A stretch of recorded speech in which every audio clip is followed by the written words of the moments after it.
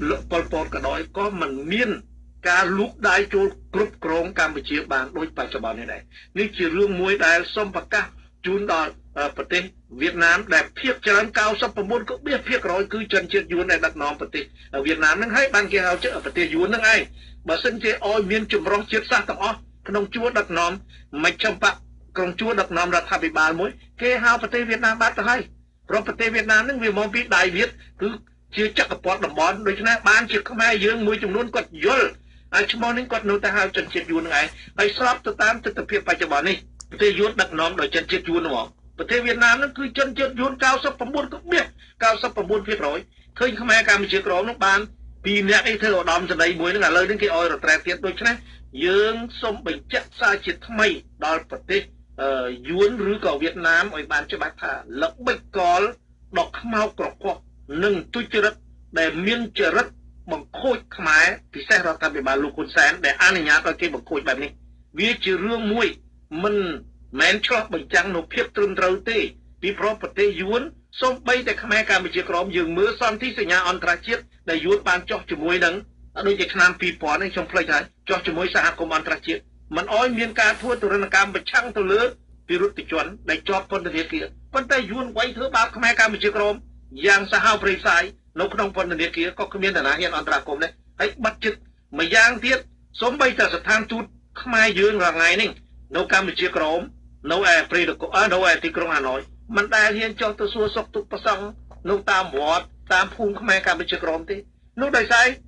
រអំពើរើសអើងរបស់យួននេះរឹតរួតមិនអោយមន្ត្រីស្ថានទូតខ្មែរនេះហ៊ានធ្វើសកម្មភាពរបស់ខ្លួនដើម្បីការពារផលប្រយោជន៍ខ្មែរដោយការសម័យ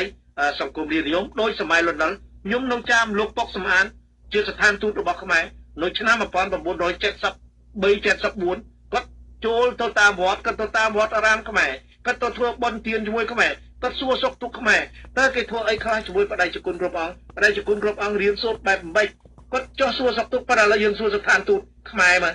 នៅទីក្រុងព្រៃនគរមើលណាហ៊ានចុះទៅភូមិខ្មែរកម្ពុជាក្រមចុះទៅវត្តព្រះពុទ្ធសាសនាខ្មែរកម្ពុជាក្រមអត់ហ៊ានទេនេះគឺជាចរិតរើសអើងជាតិសាសន៍មួយដែលបង្កឡើងដោយយួនខ្លួនឯងហើយចង់ទម្លាក់កំហុសមកឲ្យខ្មែរយើងជាអ្នកទទួលខុសត្រូវមួយទៀតដែលខ្ញុំបានបញ្ជាក់ជាងថាសូម្បីតែទិដ្ឋាការហ្នឹងខ្មែរយើងធ្វើទិដ្ឋាការឲ្យគេបៃត្រានៅឯអតីតទីក្រុងព្រៃនគរហើយទីក្រុងហូជីមិញតើវាមានន័យម៉េចការដឹកនាំប្រទេសមួយដែលមិនធានាបាននៅ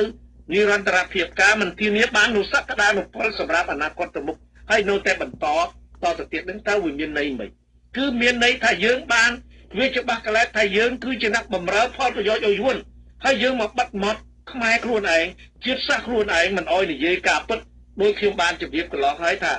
នៅលើពិភពលោកនេះទាំងមូលមិនដែលមេដឹកនាំប្រទេសណាមួយគេបង្ក្រាបប្រជាពលរដ្ឋគេនៅពេលណាប្រជាពលរដ្ឋគេមានគំនិតស្រឡាញ់ជាតិមានគំនិតស្រឡាញ់បរិស្ថានមានគំនិតស្រឡាញ់ភោគទ្រព្យសម្បត្តិធម្មជាតិរបស់ជាតិហើយបង្ក្រាបដោយលោកហ៊ុនសែននេះទេ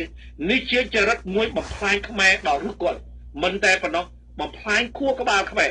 បំផ្លាញការគិតរបស់ខ្មែរតាមរយៈសាលារៀនកូនសិស្សចេញមកចប់សាលាមហាវិទ្យាល័យអនុបណ្ឌិតមិនដឹងតើមានការងារណាធ្វើមិនដឹងតើអនាគតទៅបែបម៉េចធ្វើឲ្យខ្មែរចំនួនក្រោយមិនចង់សិក្សាតទៅទៀតដូច្នេះដោយសារលោកសំណាងកូនខ្មែរគាត់និយាយជ្រៅអំពីអត្តប្រធានបទនេះហើយខ្ញុំគ្រាន់តែនិយាយថាយើងត្រូវលោកហ៊ុនសែននឹងអស់នឹងវាចាថ្លែងហើយយើងមិនដឹងថ្លែងបែបម៉េចទេហើយខ្ញុំចង់និយាយទៅកាន់ឯកឧត្តមអស់លោកមួយចំនួនមន្ត្រីជុំវិញលោកហ៊ុនសែនពិចារណាមែនតែនផលប្រយោជន៍បន្តខ្លួនរបស់យើងមានដើម្បី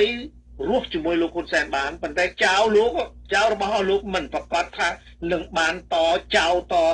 ទួតណាស់ទេហើយការធ្វើនយោបាយបែបនេះជាងបើខ្ញុំឆ្លៀតឱកាសនិយាយចំណុចមួយទៀតខ្ញុំចង់ឲ្យគណៈបកសង្គ្រោះជាតិត្រូវពង្រឹងគណៈបកសង្គ្រោះជាតិជាគណៈបកមួយរបស់ប្រជាពលរដ្ឋកើតចេញពីប្រជាពលរដ្ឋដើម្បីប្រជាពលរដ្ឋដូច្នេះគណៈបកត្រូវពង្រឹងចាប់ផ្ដើមពីណាទៅគឺត្រូវតែរកគំនិតធ្វើយ៉ាងណាដើម្បីឲ្យមានអ្នកបន្តវេនគឺដើម្បីឲ្យមានអ្នកបន្តវេនគឺគណៈបកសង្គ្រោះត្រូវកត់ត្រាទុកទាំងអស់គ្រប់សកម្មភាពរបស់ខ្មែរយើងនៅក្រៅប្រទេសក្តីក្នុងប្រទេសក្តីដែលគេបានចំណាយកម្លាំងកាយកម្លាំងចិត្តលុយកាក់ធនធានរបស់គេជូនគណៈបកសង្គ្រោះជាតិយើងត្រូវមានឯកសារទុកនៅពេលណាដែលគណៈបកមានភ័ព្វសំណាងដឹកនាំប្រទេសឪពុកម្ដាយរបស់គេបានស្លាប់ទៅហើយក៏ដោយនៅសល់កូនគេ លោកសល់ចៅក៏